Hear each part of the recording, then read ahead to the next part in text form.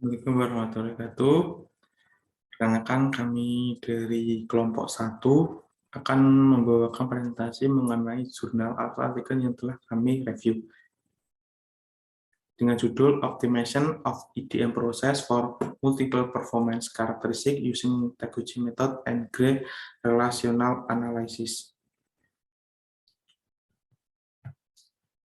Anggota kelompok kami yaitu terdiri dari yang pertama ada Gede Rizky Setiawan dengan NIM akhir 37, selanjutnya adalah Fajar Hasan Septian dengan NIM 39, ada Sukron Safiti dengan NIM 40, dan saya sendiri Galuh Pertama dengan NIM akhir 042. Pertama adalah latar belakang. Electrical discharge meshing adalah salah satu proses menghilangkan atau penghilangan material non-konvensional yang paling banyak digunakan. Fitur uniknya yaitu penggunaan energi panas pada mesin yang mempunyai bagian konduktif listrik mengabaikan sifat kekerasan yang telah menjadi keunggulan khas dalam pembuatan cetakan, disk otomotif, serta komponen pesawat dan alat bedah. Semakin populernya mikro EDM dapat dikaitkan dengan keuntungan termasuk biaya setup yang rendah, bagian rasio aspek tinggi, serta presisi yang tinggi dan kebebasan desain. Metode Taguchi juga digunakan untuk menentukan pengaturan parameter yang optimal pada wear EDM. Dengan metode ini akan mendapatkan parameter permesinan yang optimal dari proses hibrida EDM yang menggabungkan permesinan Bell-Purvis. Sebenarnya metode Taguchi asli dirancang untuk mengoptimalkan hanya satu karakteristik kinerja. Misalnya adalah tujuan penelitian. Tujuan dari penelitian ini adalah untuk menentukan parameter permesinan yang optimal untuk pembentukan lubang mikro dengan diameter minimum dan aspek rasio maksimum pada kondisi permesinan tertentu. Metode Taguchi digunakan untuk menjelaskan pengaruh parameter permesinan pada karakteristik proses EDM. Selain itu, analisis relasional Gray digunakan untuk menentukan parameter permesinan optimal yang memenuhi berbagai karakteristik proses EDM. Selanjutnya adalah masalah penelitian. Pada mesin EDM pembuatan rumah yang digunakan, pada mesin EDM buatan rumah yang digunakan dalam penelitian ini 3 motor DC linear dan pengontrol dipasang untuk mengontrol perpindahan di masing-masing arah X, Y, dan Z. Encoder dengan resolusi 0,1 M perhitungan dipasang pada setiap sumbu untuk menyampaikan informasi perpindahan presisi tinggi ke pengontrol. Rangkaian RC digunakan untuk menyediakan energi pelepasan karena kemudian pengontrolan energi pelepasan menggunakan tegangan dan kapasitansi. Adalah pemesinan polaritas positif melalui sumber listrik negatif yang terhubung ke elektroda dan sumber listrik positif yang terhubung ke badan kerja digunakan. Elektroda diproduksi oleh mesin WEDM atau Wear EDM. Proses induksi dipasang untuk mentransfer kawat kuningan pada kecepatan konstan 40 mm per menit. Juga ketegangan konstan 3,5 Newton dipertahankan selama permesinan elektroda menggunakan pemutus kopling high-S Teresis PHT1 untuk meminimalkan penyimpangan kawat dari lintasan. Selanjutnya, pada slide selanjutnya akan dijelaskan oleh anggota kelompok kami.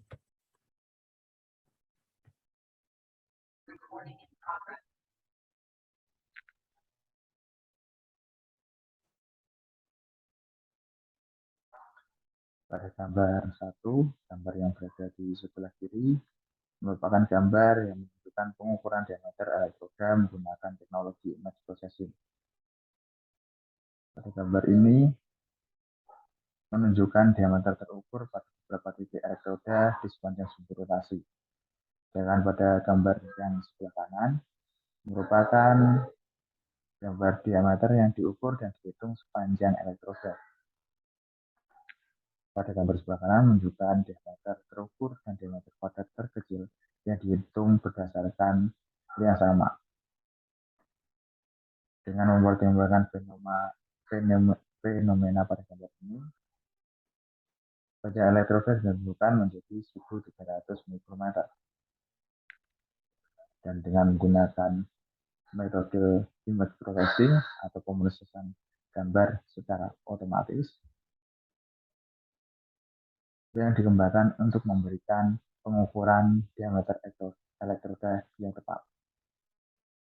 Setelah beberapa proof percobaan menggunakan metode pemrosesan gambar secara otomatis, menunjukkan bahwa keakuratan elektroda lebih dipengaruhi oleh pengalaman pekerja daripada oleh oleh parameter pemrosesan. Selanjutnya, pada penelitian ini menggunakan metode Taguchi untuk menemukan kondisi pemesinan yang optimal di dalam elektroda.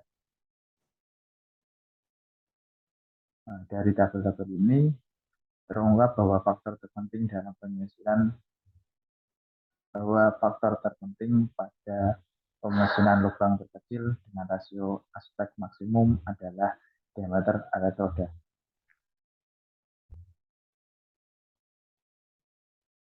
Dapat dilihat bahwa lubang mikro berdiameter minimal membutuhkan elektroda berdiameter yang lebih kecil.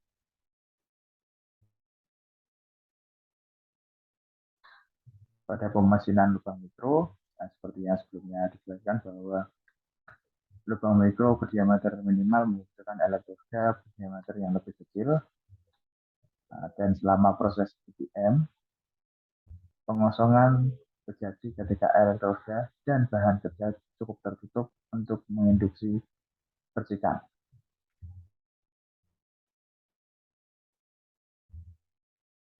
Yang kemudian selisih tegangan antara elektroda dan bahan kerja kemudian diukur untuk menentukan apakah elektroda dan bahan kerja telah terhubung atau tidak. Dan untuk panjang dan selanjutnya adalah panjang kausan elektroda.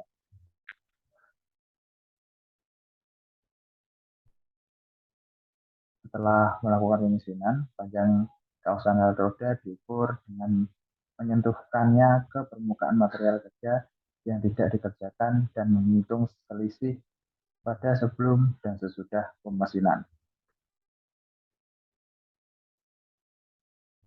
Selanjutnya akan dijelaskan oleh teman kelompok saya.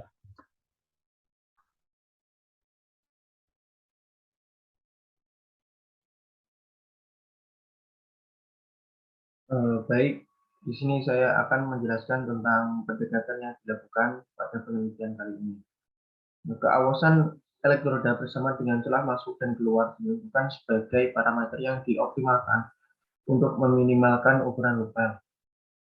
Pada dasarnya ditunjukkan bahwa keawasan elektroda dan celah masuk dan keluar berhubungan langsung dengan ukuran lubang mikro pada 5 karakteristik proses pemesinan. Untuk waktu pengerjaan dan jumlah slot tidak menunjukkan hubungan yang signifikan dengan ukuran lubang mikro.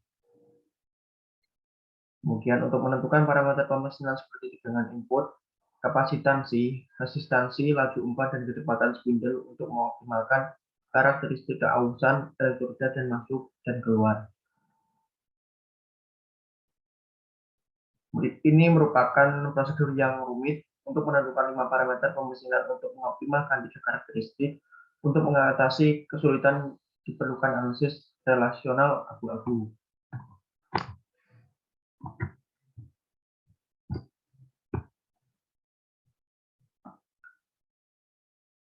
Untuk referensi asli dan urutan perbandingan dapat dipresentasikan sebagai X0 dalam kurung K dan XI dalam kurung K, I sama dengan 1,2 titik M sama dengan K sama dengan 1,2 titik N berturut-turut.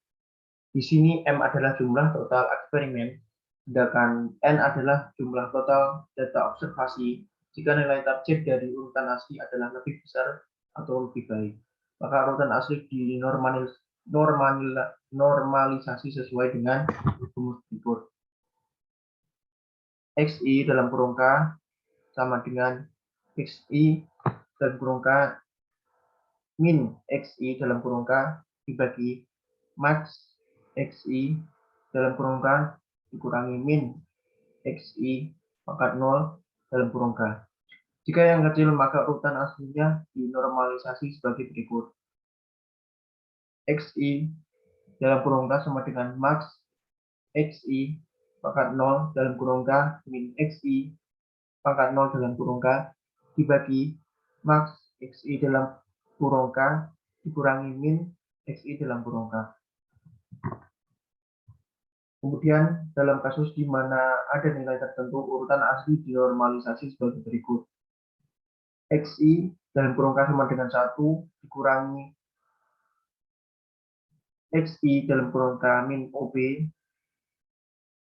dibagi max dalam kurung max XI pangkat 0 dalam kurung K min OB bagi OB dikurangi min XI pangkat 0 dalam kurung K tutup kurung. Baik, untuk slide yang selanjutnya akan dilanjutkan oleh teman saya. Terima kasih.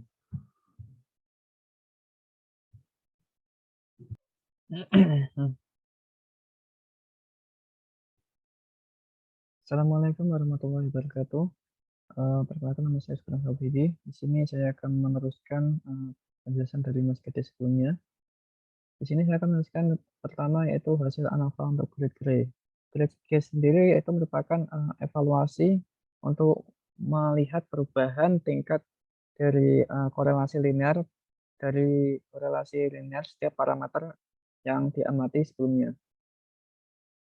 Kemudian ANOVA merupakan analysis of variance, yaitu untuk menentukan untuk mengetahui variasi atau korelasi dari parameter-parameter. Kemudian pertama di sini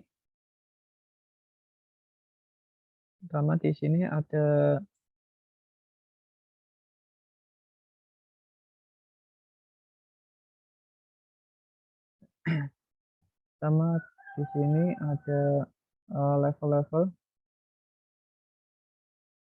yang merupakan array ortogonal dari metode Taguchi sendiri yang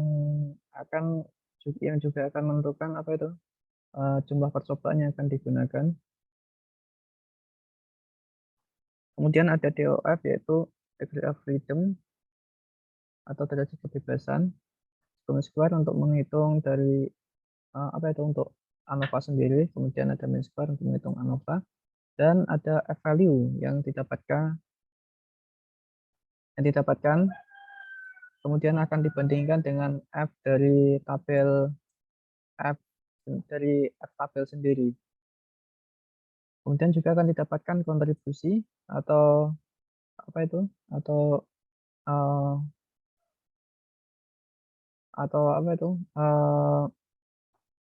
besarnya pengaruh dari parameter tersebut terhadap apa yang akan kita optimalisasi. Di sini dapat dilihat bahwa terdapat 6 faktor, yaitu voltage, capacitance, resistance, bit rate, cutting speed. Ada 5 faktor dan error, tapi di sini error tidak dituliskan. Kemudian ada 3 level.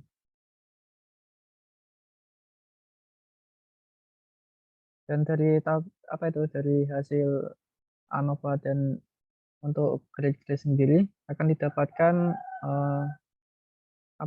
kontribusi yang paling besar yaitu 66,29 dan 33,2, yang berarti bahwa untuk optimalisasi dari yang diamati sendiri yang paling berpengaruh yaitu pada voltage atau tegangan dan juga kapasitans.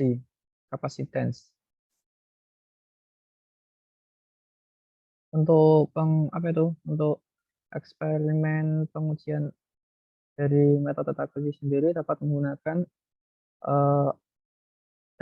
selain ANOVA, yaitu seperti UCT atau uji lainnya, namun UCT terbatas pada satu grup atau satu grup. Sementara untuk ANOVA sendiri dapat digunakan untuk lebih dari satu grup. Kemudian syarat ANOVA sendiri yaitu nilai dari data-data itu harus terdistribusi secara normal.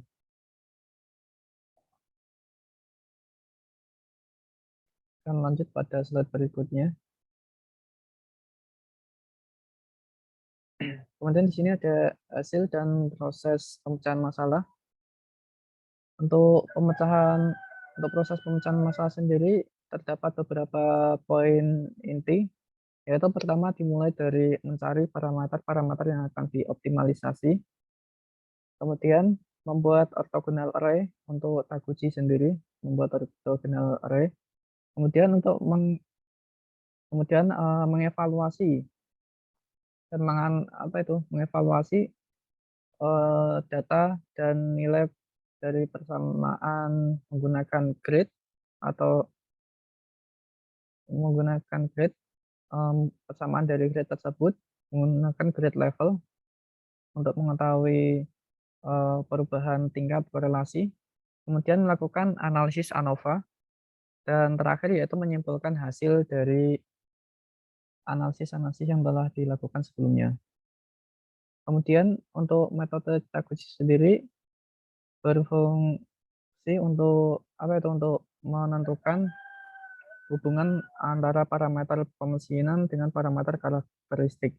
Parameter pemesinan sendiri diantaranya berupa tegangan input, kapasitansi, resistansi, dan lainnya. Sementara parameter karakteristik yaitu salah satunya yang diamati yaitu besar lubang mikro yang dihasilkan, kemudian juga seperti kekasaran permukaan dan lainnya. Ini dapat dilihat gambar dari menggunakan ketika mesin menggunakan parameter yang telah dioptimasi.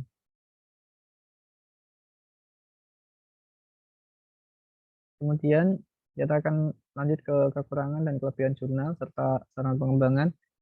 Untuk kekurangan dari jurnal menurut saya yaitu tidak adanya pembanding menggunakan metode selain Taguchi.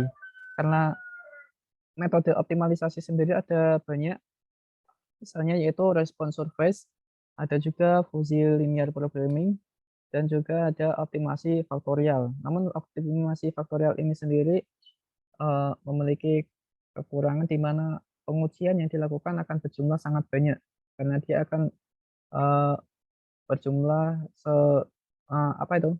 akan memiliki nilai pengujian sebesar level pangkat dari nilai faktorialnya sendiri. Kemudian untuk kelebihan yaitu membahas secara detail mengenai parameter dan karakteristik yang diinginkan. Kelebihan dari jurnal yang saya rasakan sendiri yaitu pertama, dia membahas secara detail